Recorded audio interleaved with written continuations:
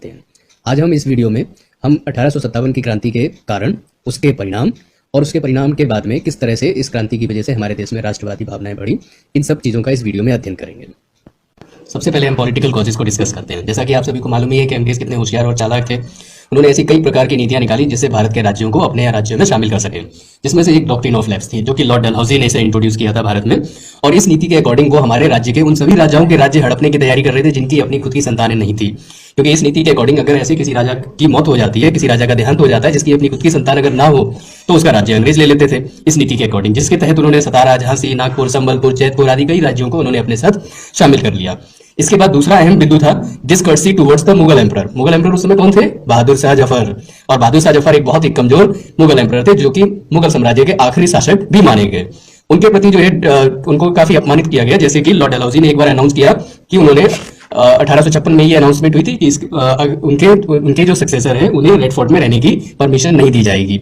और उसी साल लॉर्ड कैनिंग ने भी अनाउंस किया कि उनके सक्सेसर को मुगल एम्परर की उपाधि भी लगाने का हक नहीं है। इस तरीके से उन्होंने आखिरी एम्परर बहादुर शाह जफर का अपमान किया, ये भी एक कारण था जिसकी वजह से 1857 की क्रांति हुई।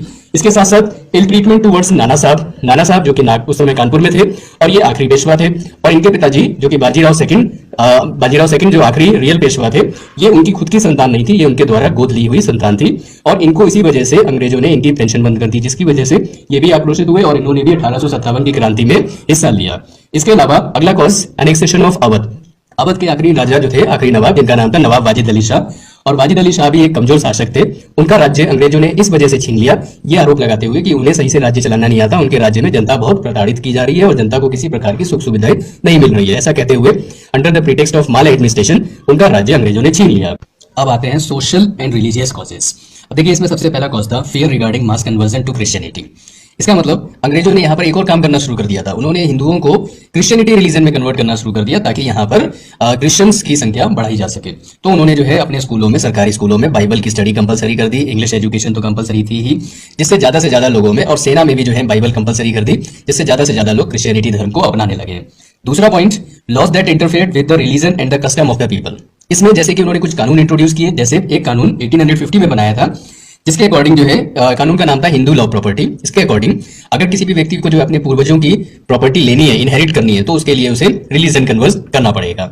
इसके अलावा विडो रीमैरिज एक्ट, जो कि हिंदुओं में पहले अलाउड नहीं था, यहाँ पर अलाउड कर दिया गया था। इसका मतलब है कि विधवा दोबारा मैरिजेस कर सकती है। इसके अलावा इससे पहले कुछ कानून लाए गए थे, जैसे सती प्रथा, फीमेल इन्फेंटिसाइड के खिलाफ। इन सब चीजों ने भी जो है यहाँ पर 1857 की क्रांति में आग में घी डालने का काम किया। इसके बाद एक और उनके द्वारा किए गए कुछ अच्छे काम भी थे, जैसे कि introduction of railways and telegraph. तो जब हमारे यहाँ पे रेलवेज बनाई गई तो हमारे यहाँ पे जो है जातिवाद तो चरम सीमा पर आज भी है, उस जमाने में भी था।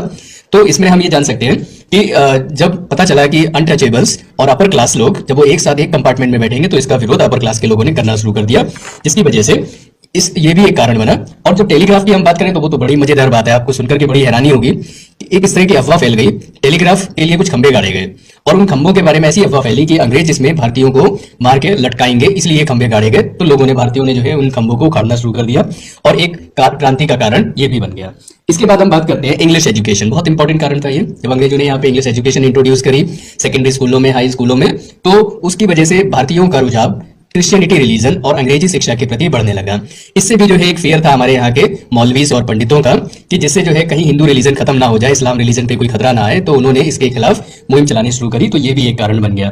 इस तरीके से ये जो है सोशियो रिलीजियस रीजन थे जिसकी वजह से 1857 की क्रांति हुई। अब हम डिस्कस करते हैं कुछ इकोनॉमिक कॉजेस। इकोनॉमिक कॉजेस में जैसे कि एक कॉज है the ruin of trade and handicraft. इसका मतलब हमारे यहाँ का जो व्यापार, जो पहले भारतीयों का व्यापार दूसरे देशों के साथ होता था, उसको खत्म करना, और हमारे यहाँ की जो हैंडीक्राफ्ट, जो हस्तकला थी, उसको किसी तरह से बर्बाद करना अंग्रेजों का एक मकसद बन गया। और उसको बर्बाद करने के लिए उन्होंने कई तरीके अपनाए, जैसे कि हमारे वस्तुओं के ऊपर भारी टैक्स लगा करके, जिससे कि वस्तुओं की बिक्री अपने आप रुक जाएगी और भारतीय ट्रेडर्स को नुकसान होगा, हमारे हैंडीक्राफ्ट की डिमांड में कमी आएगी और इसके चलते उनका प्रोडक्ट, उनके जो वस्तुएं जो वो इंग्लैंड से लेकर आ रहे हैं, वो आसानी से बेची जा सकेंगी। तो उन्होंने यहाँ पर इस तरह के टैक्सेस लगाए। दूसरा, इम्पॉवरिशमेंट ऑफ द कल्टीवेटर्स। अब देखिए, हमारे यहाँ के जो कल्टीवेटर्स थे, भारत एक एग्रीकल्चर कंट्री आज भी जानी जाती है, तो उनको किस तरह से बर्बाद किया। उन्होंने सबसे पहले तो परमानेंट सेटलमेंट सिस्टम इंट्रोड्यूस किया। परमानेंट सेटलमेंट के अनुसार जमींदारों को भारी राइट्स दिए गए, भारी मात्रा में जो है उनको अधिकार दिए गए कि वो कल्टीवेटर से जितना चाहे उतना टैक्स ले सकते हैं, और उन्होंने हमारे यहाँ के पीजेंट्स कल्टीवेटर्स को लूटना शुरू कर दिया, जिसकी वजह से आर्थिक स्थिति यहाँ के किसानों की खराब हो गई। इसके अलावा जब उन्होंने महलवाड़ी सिस्टम इंट्रोड्यूस किया तो उसमें तो आधे से ज्यादा लगान के रूप में उनकी फसल ले ली जाती थी। इस तरह से धीरे धीरे कल्टीवेटर्स की आर्थिक स्थिति खराब होती चली गई। अब हम अगले कारण की तरफ चलते हैं। ये इस तरह से लिखते हैं कि India reduce to an agricultural colony of the British, मतलब अंग्रेजों ने भारत को केवल और केवल एक एग्रीकल्चर कॉलोनी ही बना करके रख दिया, इसलिए ताकि उनको यहाँ से अपनी इंडस्ट्रीज के लिए रॉ मटेरियल मिलता रहे, और उस रॉ मटेरियल का वो क्या करते थे, उसे अपनी इंडस्ट्री में ले जाते थे, वहां से कपड़े बनाते थे, यहाँ पे नील की खेती करवाते थे, उस नील को वो लेके जाते थे जिसको डाई करने के लिए इस्तेमाल किया जाता था।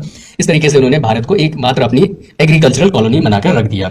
ये भी कारण थे जिसकी वजह से 1857 की क्रांति हुई और किसानों ने, कल्टीवेटर्स ने भी उसमें सहयोग दिया। इसके बाद हमारे यहाँ लॉस ऑफ लाइवलीहुड करके हम पढ़ सकते हैं, एक पॉइंट लिख सकते हैं इसमें, जिसमें हमारे यहाँ के लोगों को जो पहले कई प्रकार के उनके पास रोजगार थे, जैसे कि वो कई इंस्ट्रूमेंट बजाते थे, उनकी जो है गजलें, नए नए तरीके के गाने, ये सब करते थे राजा महाराजाओं के समय पर। अब राजा महाराजाओं का ही समय नहीं रह गया तो उनके ये सारे के सारे प्रोफेशन भी खत्म होने लगे। इस तरीके से ये भी कारण बना। और इसके अलावा कुछ सैनिक वो भी बेरोजगार हो गए, जैसे कि जो नवाब वाजिद अली शाह की सेना में काम करते थे, उनकी सेना जब खत्म हो गई तो सैनिक भी बेरोजगार हो गए, और ये भी आक्रोशित थे, इन्हें भी ये भी मौका ढूंढ रहे थे कि कब हमें मौका मिले और हम अंग्रेजों को मजा चखाएं। और इसके साथ साथ कुछ बड़ी घटनाएं भी हुई, जैसे कि 1837-38 में बंगाल में एक बहुत बड़ी आपदा आई।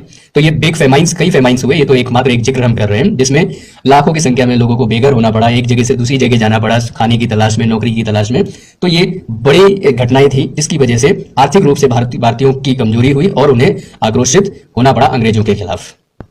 अब आखिर में हम कुछ मिलिट्री कॉजेज के बारे में अध्ययन करते हैं। मिलिट्री कॉजेज जो कि सबसे ज्यादा महत्वपूर्ण थे, और इन मिलिट्री में भी भारतीय सैनिक किसी प्रकार से खुश नहीं थे। उसके कुछ कारण थे, जैसे पहला कारण लो salary and poor prospectus of promotion.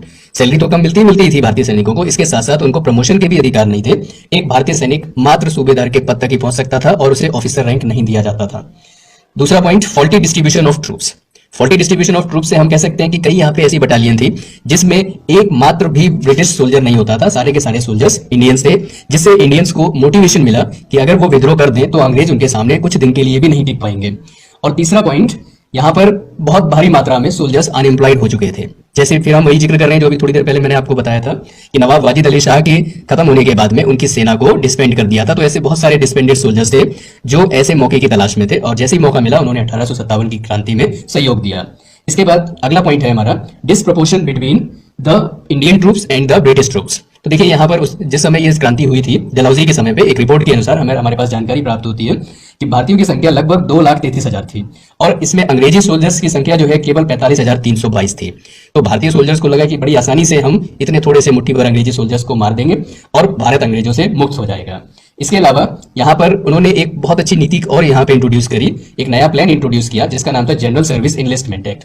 इस एक्ट के अकॉर्डिंग क्या करना था, जितने भी भारतीय सोल्जर्स थे उनको जबरदस्ती भारत के बाहर भी नौकरी करने के लिए भेजा जाता था, जिससे कि उनको जो उनके धर्म में नहीं था, और हमारे धर्म के हिसाब से समुद्र पार करके नौकरी करना हमारे धर्म के खिलाफ था, लेकिन इस एक्ट के अकॉर्डिंग जबरदस्ती थी, तो ये भी एक कारण बना जिसकी वजह से ये युद्ध हुआ। इसके बाद सबसे इंपॉर्टेंट कारण वो था introduction of Enfield rifle.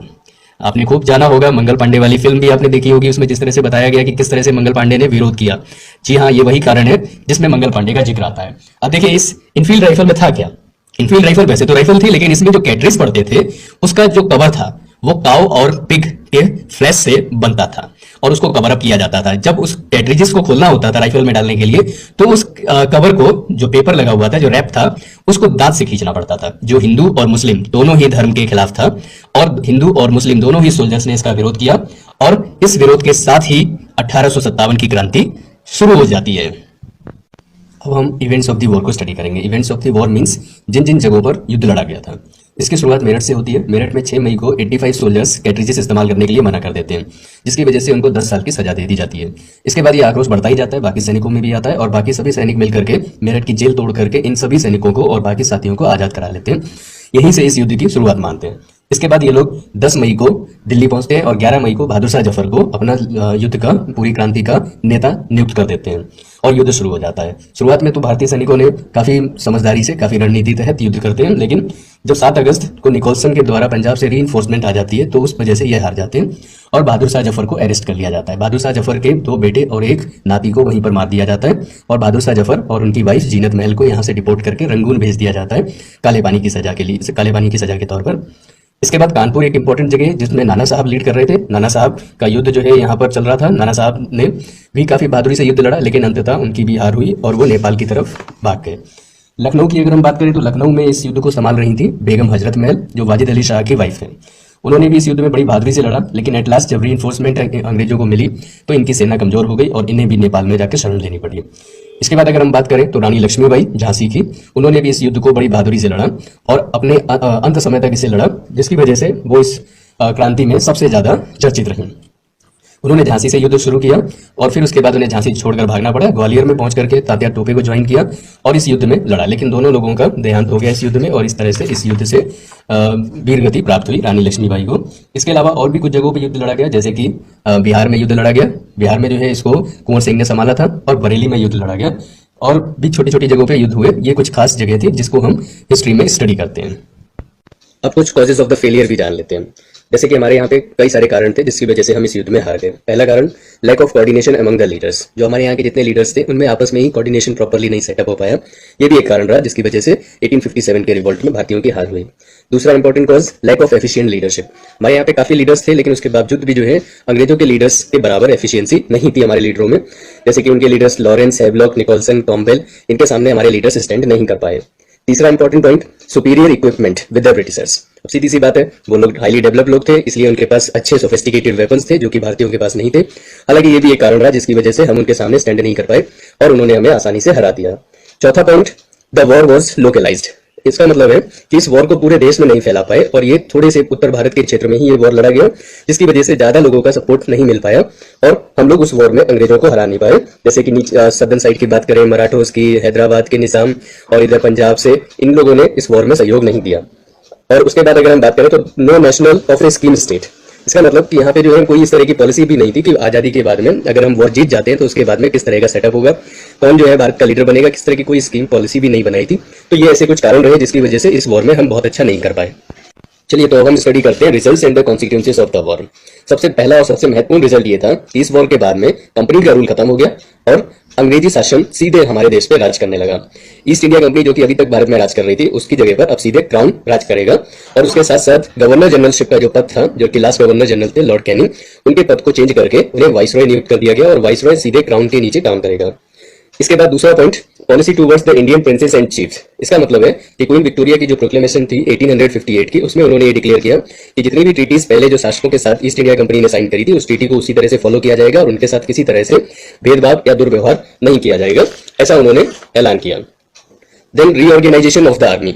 Army क्योंकि एक कारण था, हमने पीछे पढ़ा था कि जिस वजह से भारतीय सोल्जर्स को एक मौका मिला, एक अपॉर्चुनिटी मिली युद्ध लड़ने का, तो अब की बार जो है वो इस तरह का मौका नहीं देना चाहते थे। सो उन्होंने आर्मी को दोबारा रीऑर्गेनाइज किया और जो प्रोपोर्शन था अंग्रेजी सोल्जर्स और इंडियन सोल्जर्स के बीच में, उसको इंक्रीज किया। सोलेम, नेक्स्ट पॉइंट है solemn promises made to the people of India. तो इस तरह से इंडियन लोगों से कई सारे प्रोमिसेस किए गए, जैसे कि यहाँ पर एक बड़ा इशू था कि जैसे हमारे यहाँ पे कई सामाजिक कानून बनाए गए सती प्रथा के खिलाफ, विडो रीमैरिज एक्ट, जिसकी वजह से काफी विद्रोह हुआ। तो क्वीन विक्टोरिया ने यह भी प्रोक्लेम किया कि इस तरह का कोई किसी तरह का भी उनके सामाजिक और राजनीतिक, उनके धार्मिक भावनाओं को ठेस पहुंचाने वाले कोई कानून नहीं बनाए जाएंगे, जिससे कि भारतीयों में इस तरह का आक्रोश दोबारा न जागृत हो। इसके बाद एक उनका बहुत इंपॉर्टेंट नीति थी जिसे हम बोलते हैं policy of divide and rule. इस पॉलिसी के थ्रू जो है उन्होंने भारत में हिंदू और मुस्लिम्स को आपस में बांटा और वो आपस में लड़ने लगे। शुरुआत इसकी इस तरह से करी गई, 1857 की क्रांति में सबसे ज्यादा उन्होंने रिस्पॉन्सिबल माना मुस्लिम्स को, क्योंकि बहादुर शाह जफर ने इसको लीड किया था। तो उनके खिलाफ और हिंदुओं के पक्ष में कुछ उनकी नीतियां बनती चली गई, जिससे हिंदू उनके सपोर्ट में गए और मुस्लिम्स विरोध में। पर कुछ ही समय के बाद में जब देखा गया कि हिंदुओं में राजनीतिक भावनाएं बढ़ने लगी, राष्ट्रवाद बढ़ने लगा, तो उन्होंने उसके बाद उसे रिवर्स कर दिया और मुस्लिम्स को, हिंदू और मुस्लिम्स की डिसयूनिटी को बढ़ाते हुए जो है उन्होंने मुस्लिमों को अपने प्रति लॉयल बनाना शुरू किया, जिससे हिंदू और दूर उनसे चलते चले गए। इस तरह से हिंदू और मुस्लिम्स में आपस में भेदभाव बढ़ता चला गया। और सबसे इंपॉर्टेंट पॉइंट जो हम जानते हैं वो है rise of nationalism. Rise of nationalism 1857 की क्रांति के बाद में बहुत ज्यादा भारतीयों में आया। हीरोइक डीड जैसे कि रानी लक्ष्मीबाई की थी और तात्या टोपे, नाना साहब, बहादुर शाह जफर, बेगम हजरत महल, इन लोगों ने बहादुरी के साथ, कुंवर सिंह बिहार से जो थे, बड़ी बहादुरी के साथ इन लोगों ने युद्ध लड़ा, जिसकी वजह से आगे लोगों ने इनकी मिसाल देकर के राष्ट्रवादी भावनाएं बढ़ने लगी। बहुत सारे फिलोसफर्स, जवाहरलाल नेहरू, वीर सावरकर जैसे लोगों ने बहुत सारी कविताएं, बहुत सारे लेख लिखे, जिससे राष्ट्रवादी भावनाएं बढ़ी। तो ये कुछ रिजल्ट और कॉन्सिक्वेंसेस थे जो कि वॉर के बाद देखे गए। चलिए अब हम डिस्कस करते हैं अपने लास्ट टॉपिक को, ये है नेचर ऑफ द रिवोल्ट। अब इसमें भी बड़ा डिस्प्यूट है, कुछ लोगों के हिसाब से रिवोल्ट का नेचर वॉर ऑफ इंडिपेंडेंस है, तो कुछ लोग कहते हैं ये एक सिपाही म्यूटनी है। हम इसे, क्योंकि हमने इसमें देखा कि बहुत सारे लोगों ने इस युद्ध में पार्टिसिपेशन दिया, हालांकि ठीक है अधिकांश लोगों ने इसमें पार्टिसिपेशन नहीं दिया, लेकिन फिर भी ये पहली बार भारत के यहाँ पर हिंदू, मुस्लिम्स और अलग अलग राजाओं ने, क्षेत्र के लोगों ने मिलकर के बाहर के दुश्मन के खिलाफ युद्ध लड़ा था। तो इसमें वीर सावरकर जैसे लोग, नेता सुभाष चंद्र बोस जैसे लोग, कई लोगों ने जो है इसको फर्स्ट वॉर ऑफ इंडिपेंडेंस का नाम दिया। इसके अलावा अगर हम जाने तो कुछ ब्रिटिश हिस्टोरियन ने इसे first war of independence accept करने से मना कर दिया, क्योंकि उनके हिसाब से इसमें सभी लोगों का सहयोग नहीं था। उनके हिसाब से केवल ये कुछ सिपाही म्यूटनी थी, जिन वो ऐसे सोल्जर्स जो डिसबैंडेड हो गए थे, उन लोगों ने इसमें पार्टिसिपेशन दिया, इसलिए उनका मत है कि सिपाही म्यूटनी है। और भारतीय हिस्टोरियंस के हिसाब से ये फर्स्ट वॉर ऑफ इंडिपेंडेंस है, ऐसा माना गया है। ठीक है, तो हमारा ये चैप्टर अब खत्म हो जाता है। इसके बाद दूसरा वीडियो मैं आप लोगों के लिए जल्द से जल्द आने की कोशिश करूंगा।